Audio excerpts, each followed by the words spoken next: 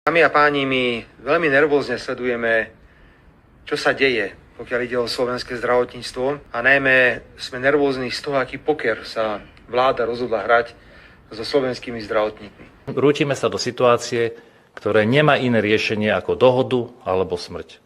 Týmto idiotom nie je nič sveté. Ani zdraví ľudí. Buď sa dohodnú, alebo tí ľudia začnú zomierať. To akože koniec srandy. Tí ľudia začnú zomierať. A bude to len a len preto, lebo nejakí hňupy sedia vo vláde Slovenskej republiky a sa rozhodli hrať túto hazardnú hru so slovenskými zdravotníkmi. Premiér neurobil nič.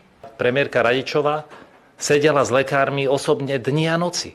A premiér Heger si buď tú situáciu nevšimol, alebo sa na ňu vykašľal. To je povinnosťou vlády, pretože to máte v ústave napísané, že máte zabezpečiť zdravotnú starostlivosť pre občanov žijúcich na Slovensku. Ak toto nie ste schopní urobiť, tak aj politicky je na čase, aby sme sa pozreli na to, že poďme teda vysloviť nedôveru pánovi premiérovi Hegerovi. Idiot, minister zdravotníctva Lengvarsky. Keby mal trochu úcty k sebe samému, keď ju nemá k pacientom, hodil by Hegerovi funkciu ministra do tváre a s akým takým rešpektom by odišiel a postavil sa na stranu lekárov. Takže vyzývame Eduarda Hegera, nech sa tým zaoberá, nech kašle na všetko ostatné. Toto má byť jediná priorita vlády.